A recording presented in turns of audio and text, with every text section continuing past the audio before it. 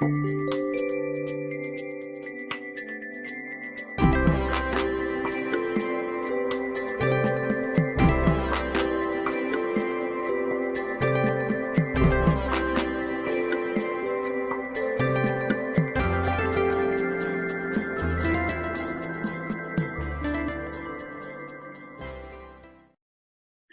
and welcome to Pandora Astrology's monthly horoscope for July of 2023.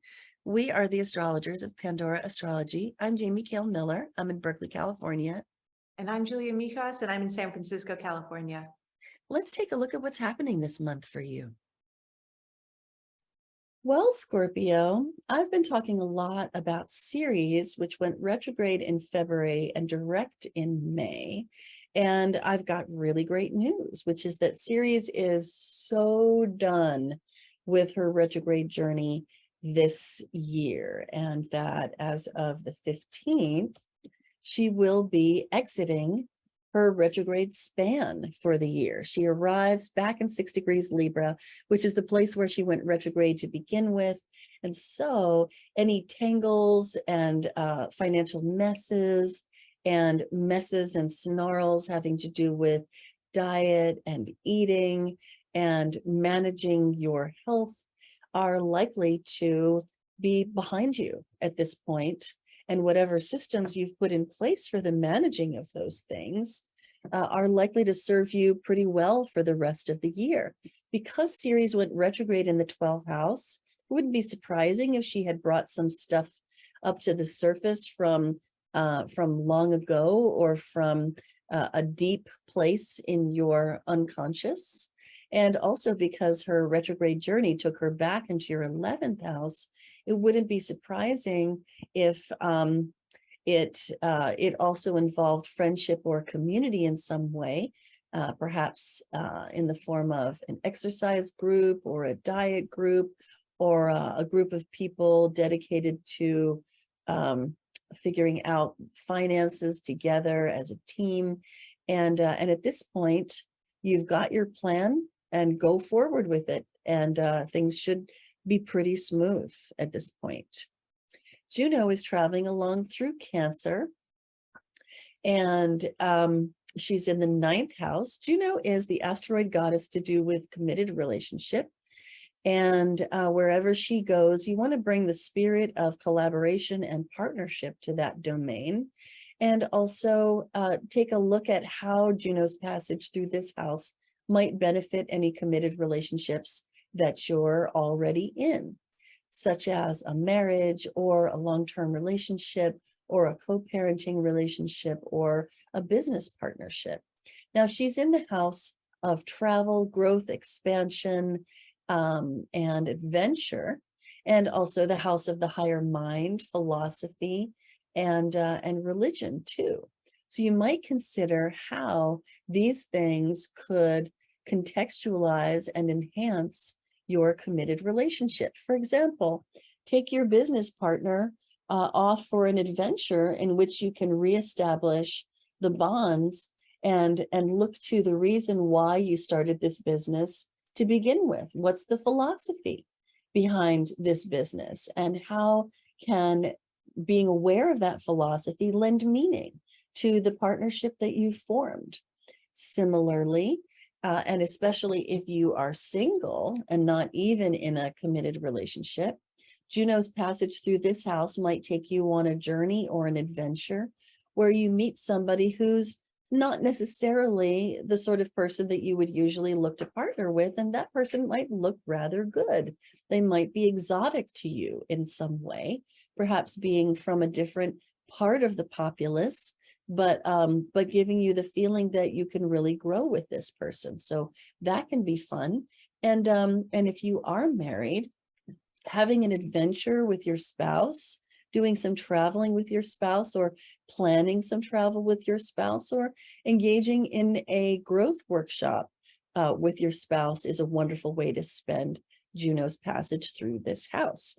And she's going to be here until mid-August. Now I want to talk about Chiron, which is in Aries. And this is a 7-year passage for Chiron, passing through Aries.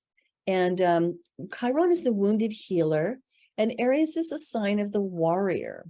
And so while Chiron is in Aries, we're all going through multiple waves of bringing up old wounding around assertion, directness, honesty, forcefulness, self-protection, and how we manage our anger. And so while Chiron is traveling through Aries, you might well have old anger coming up to the surface, which is ready to be healed, or find yourself facing situations where you need to assert yourself.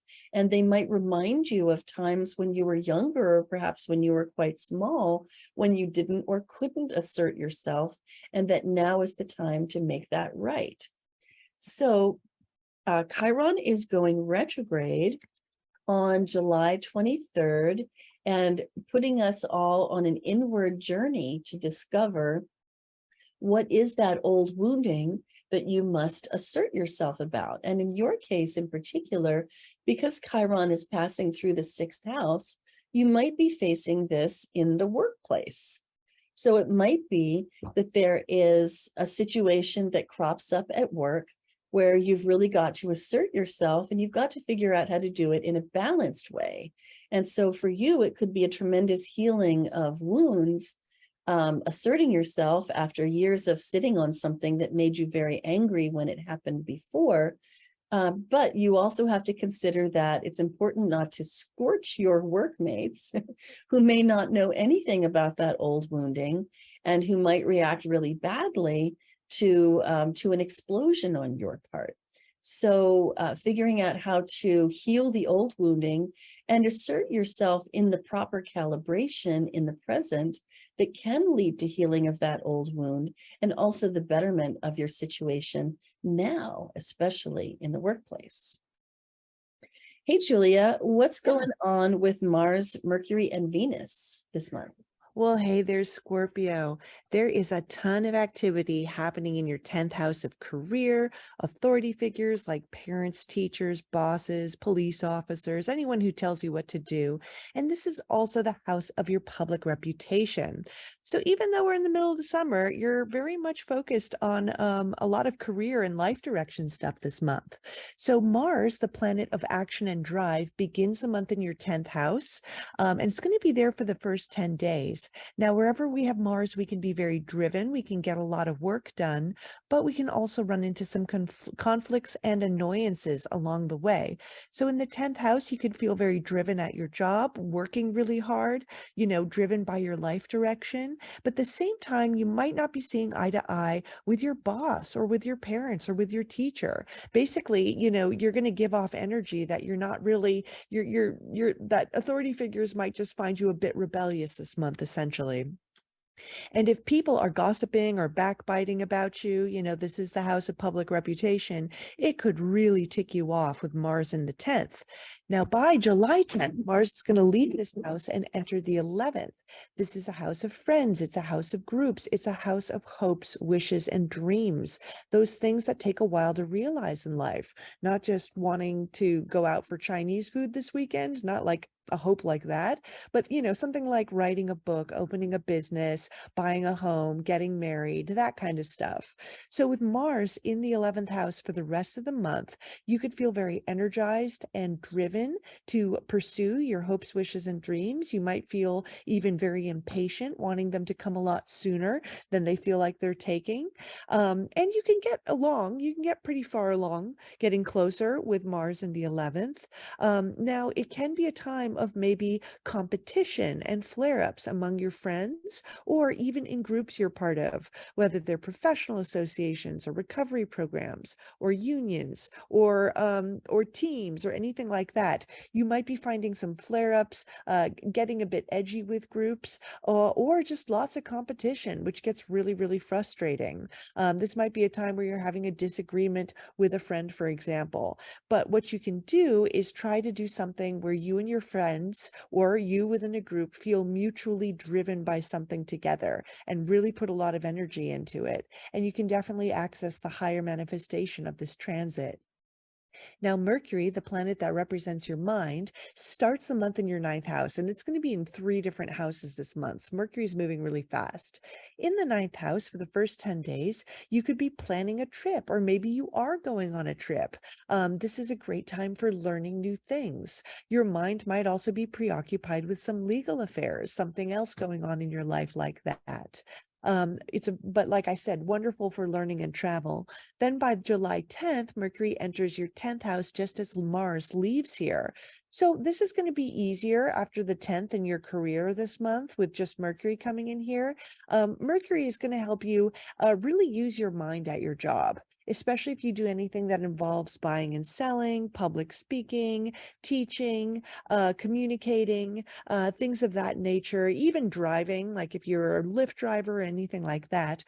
Mercury in the 10th house can be a good time for you at career, and you might be able to communicate, articulate yourself more better, especially if you have to do any public speaking. Then by July 28th, Mercury enters your 11th house, joining Mars, where you're going to be wanting to connect a lot more with friends, either through emails or social media or text or phone calls. You might also, if you can get a group together to think things through, especially anything related to any long-term goals you have, ask your friends about it. Ask any groups that you're a part of, and you might find that you reach your best conclusions that way. Then finally, Venus, the love planet, she also represents beauty and pleasure. She is actually not moving fast like Mercury, but slowing down this month, and she's about to go retrograde at the end of the month. So she's spending all month in your 10th house. Again, this is a house of your career, authority figures, public reputation. Venus coming into the 10th can help your public reputation a bit. It can maybe help you, especially if you do anything on social media, if you're taking pictures of yourself or you need to update headshots for your job. This would be a really, really good time for it. It's a good time for finding some harmony at the workplace, even though Mars being in here for the first 10 days might bring a little bit of edginess in there, but I think Venus can help balance that out. Venus in the 10th house is great if you do any work that's Venusian or Venus-like in nature. If you work in beauty, art, work with people, do any type of creative work, this can be a lovely, or anything with diplomacy too. If you work in HR, Venus in the 10th can be really helpful. Now, by July 22nd, Venus is going to go retrograde in this house. And Venus being a relationship planet, she goes retrograde once every 2 years. And if you are in a relationship, then you could be reviewing how your relationship is helping you get ahead in your career, or whether your partner is in any way helping to further you in career, or whether you are helping to further them in career. This is a very public house. So, maybe with Venus retrograde here, you're reviewing any ways in which you and your partner have made the relationship more public, letting people know at work, or letting your parents know that you're currently in a relationship. You might be reviewing what's the best way to go about this. And if you're single, then you could be very focused on thinking over your next relationship, especially in what ways you want to be able to have a sort of shared sense of public image and reputation with a partner. Maybe your last partner didn't want to update their Facebook status that they were in a relationship with you, and you're like, never again. I want someone to be very public with me. Or maybe you want to have a relationship that helps, where you guys actually help each other in your careers, which would, you have to kind of go over these things in order to make the right decision for next time. And this is definitely the time to be doing that. Hi, Jamie here. Horoscopes and moon videos are fascinating, but they're more general than personal. Did you know we run live workshops monthly and that you can get questions answered about your own chart there? This month's topic is harvesting your Jupiter luck, and in it you can find out when is the next time you'll have money luck, career luck, or relationship luck, or even a period of personal charisma that makes you especially persuasive and attractive to opportunity like a magnet. This workshop is expressly for our Tier 2 Patreon subscribers. It's easy to sign up at the Patreon link in the description below. I'd love to see you there. Now let's get back to the video. Well, I'm going to tell you about the moons going on this month, beginning with the full moon in Capricorn happening on July 3rd. And here it is in your 3rd house. We're calling this one Grow Your Emotional Intelligence because it has so much balance going on between the emotionality of Cancer and the moon and the contained qualities of Capricorn and Earth in general. So this is a moon in Capricorn, and the moon is not so happy in Capricorn because the moon is effusive, emotionally expressive, feels keenly, sensitive, nurturing, caring, overflowing with the milk of human kindness. You know, it's the mother archetype. And here it is in Capricorn, which really is so restraining. And so moon in Capricorn has a tendency to be very cautious about what it feels and how it expresses it. Now, this moon is landing in your third house. And so you might find that emotions are running high and that this comes out in your communication under this moon, and that you're feeling so much more than you really want to be saying, but somehow it's coming across anyway, and that there's a really strong undercurrent to your communication while this moon is happening. And if you identify with this moon, see, the thing about full moons is that they are a polarity. They involve the moon opposed the sun. And in this particular case, we've got several planets hanging out with the sun in the sign of Cancer.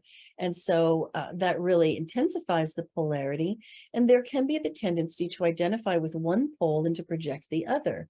It wouldn't be surprising if you feel a sense of identification with this moon in Capricorn, and that there's somebody in your life that is telling you that it's okay to feel, and that they can see what you feel anyway.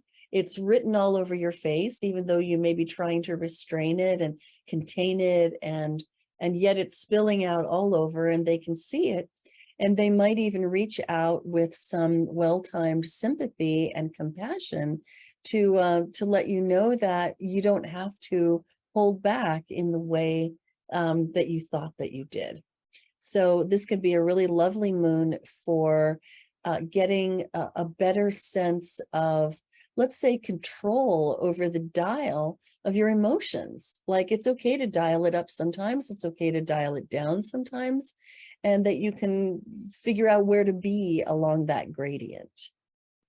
Then we have the second moon this month, which is the new moon in Cancer. It's happening on July 17th, and it lands in your 9th house, which Julia pointed out is quite full and busy this month, bringing a lot of emphasis to themes such as travel, growth, expansion, higher education, religion, ethics, morals. It's the house of the higher mind. Now, a new moon is a great time for planting seeds. It's a great time for beginning things. And it's not good to expect that you'll see results right away any more than you would if you planted seeds in the ground. But those seeds can come to fruition further down the line. This particular new moon is a very intuitive one, and it is saying plant the seeds of adventure, plant the seeds of growth and expansion, plant seeds in your philosophy that might grow into some wonderfully nurturing ideas that you feel support you. Now, this is a rather complicated moon. It involves a square to Chiron and opposition to Pluto, so there are some difficult themes here. The opposition to Pluto can bring in a note of control, power, manipulation, drama, intensity that maybe you weren't looking for and didn't hope for, and you might have to deal with some of that under this moon. There might be somebody in the picture who isn't really open to a broadening of their philosophy and is very attached to their own ideas. And there could even be some arguing about that. On the other hand, the placement of Chiron in this moon suggests that there could be some powerful healing that happens. It might involve, the release of some anger and the restoration of a sense of direction for you or for the other person in the matter. Now, the moon and sun are trining Neptune, which brings in such a wonderful feeling of compassion and empathy. And they're also sextiling Uranus, which can bring in new ideas like a bolt from the blue. So for that reason, we're calling this one Brilliant Psychic Insights, because the intuition is just so very strong during this moon. And then the last thing I want to tell you about is that the sun is going to change seasons. It starts the month here in your 9th house, lighting up this arena as I've been describing. And then on July 23rd, it moves on over to your 10th house. And I like to say that wherever the sun goes, bring the sunlight of your high quality attention so that things can thrive and flourish there, because wherever we pay attention, things can grow. And the 10th house is a really great place to put your attention, because this is the arena of career and your authority and the building and developing of your own expertise and excellence. This is the house in which we set goals and achieve and work hard to better ourselves and our situation. So the sun is traveling through this house for about 30 days, starting on July 23rd. And this is such a good time to cultivate with the sunlight of your attention, your career or your relationship with your boss, any authority figure. As Julia said, this is the house of people who tell you what to do. And you can better your relationship with those people, and you can show more leadership in your career while this passage is happening, and come off as pretty shiny and pretty glowy while the sun is in the 10th house. And 30 days is not very long. So it's a good time to just really focus on this and better your career by just leading and glowing. Well, that's all for today. If you love Pandora Astrology's free and informative horoscopes, then please do hit that like button, subscribe to our channel, and share our horoscopes with your friends. You can find out so much more about how this month's transits affect you in very personal timing in our monthly Patreon workshops. Find the link in the description below to get started. Enjoy your summer, and until next time, we'll see you around the cosmos. Bye-bye.